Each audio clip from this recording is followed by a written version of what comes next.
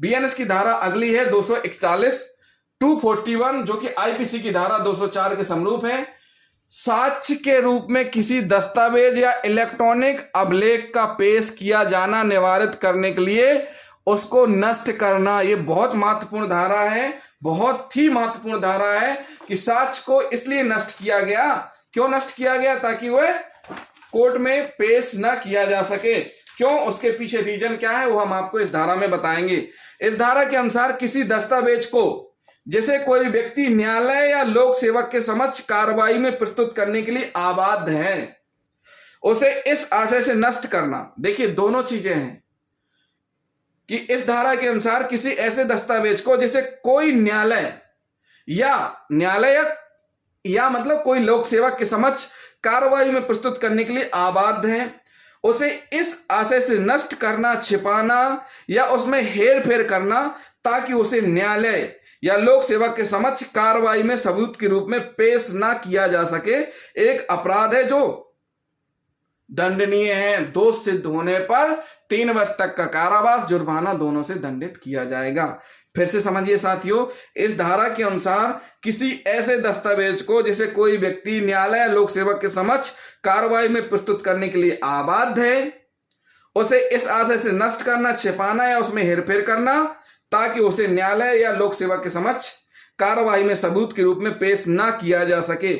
नष्ट करना, छिपाना, उसमें हेर फेर करना, टेम्परिंग करना। और किस लिए टेम्परिंग करना? ताकि सबूत के रूप में पेश ना किया जा सके। यह सबके लिए लागू होता है, चाहे वो आम व्यक्ति हो चाहे ऑफिसर हो। जहां पुलिस अधिकारी ने पहले अपनी प्रथम इत्तला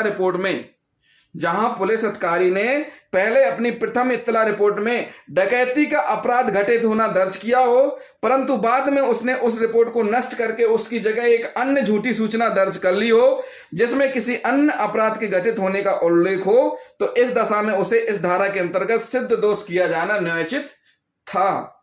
क्या था? सिद्ध दोष किया जाना न्यायोचित था। साथियों, इस धारा में स्पष्ट किया गया है कि किसी ऐसे दस्तावेज को नष्ट करना, छिपाना या उसमें हेरफेर करना जिसे न्यायालय में पेश करने के लिए व्यक्ति आबाद हो, अपराध निरूपित किया जाएगा उसके द्वारा इस प्रकार का कृत्य किए जाने से।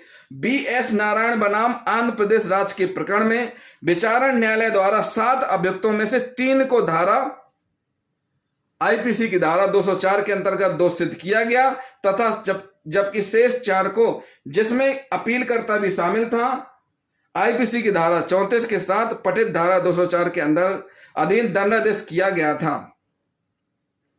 परंतु अपील में अपीलकर्ता को छोड़कर शेष सभी की दोष मुक्ति कर दी गई। अपीलकर्ता की घटनास्थल पर मौजूदगी साबित हो जाने के कारण उसकी दोष सिद्धि यथावत बनी रही। तथापि अपीलकर्ता द्वारा उच्चतम न्यायालय में अपील दायर किए जाने पर न्यायालय ने अब निर्धारित किया कि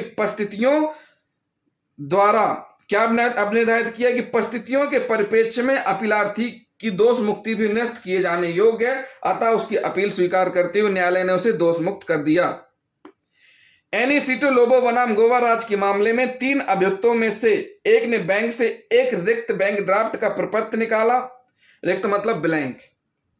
दूसरे ने उस पर बैंक मैनेजर के जाली हस्ताक्षर बनाए तथा तीसरे ने एक कल्पित नाम पर खाता खोलकर उस ड्राफ्ट पर भुगतान करवा लिया। न्यायालय ने तीनों अभियुक्तों को आईपीसी की धारा 120B के साथ पठित धारा 467, 468, 471, 491, 420, 381 एवं 204 के अंतर्गत सिद्ध दोष किया। तो साथियों, ये हुई बीएनएस की धारा 241 जो कि आईपीसी की धारा 204 के समरूप है। साक्ष्य के रूप में किसी दस्तावेज या इलेक्ट्रॉनिक अभिलेख का पेश किया जाना निवारित करने के लिए उसको नष्ट करना, उसमें हेरफेर करना, छिपाना दंडनीय अपराध है जिसमें सजा का प्रावधान है 3 वर्ष तक का कारावास, जुर्माना दोनों से दंडित किया जाएगा।